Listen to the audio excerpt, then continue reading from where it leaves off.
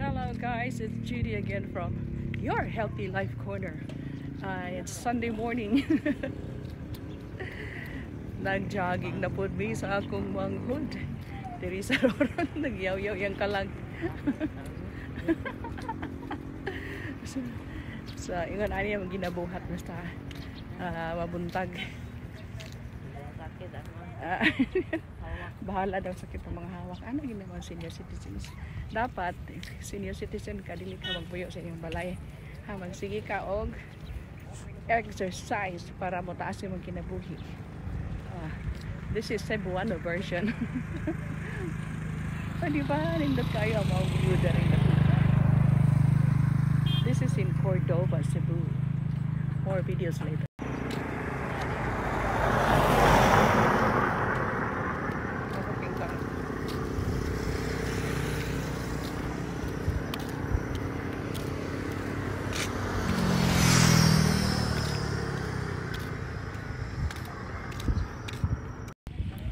Ani kanindot ang amo ang ginadyagingan kada buntag. Mao ni siya ang party gyapon sa Roro.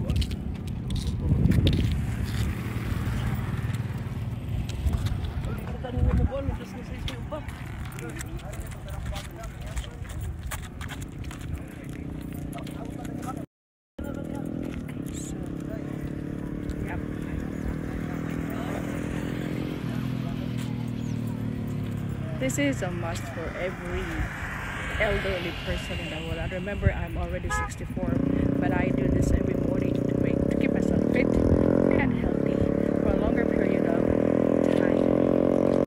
So guys, lipatong ko diri sa mga bato nga gipile nila abot para asa ni siya. Ibaba mi diri kay para mag-breathe in and out. Kinahanglan dyan na siya. You have to learn how to really do proper breathing in and out exercises to fill in your lungs, to keep your lungs healthy all the time. So diri ko napita mag breathe in and out. Napay bulan guys, look. Napay bulan. So, ayan.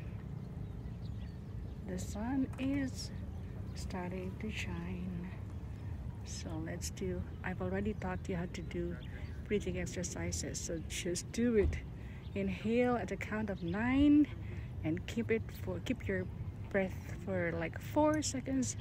Breathe out for 9 counts. That's it. Do it 3 times. Okay, I also like looking at the waters. Kasi, niingon sila nga pag stressed daw ka, kinahanglan, you stay near the waters. Tapos dari makakita pud kag mga isda nga gagmay.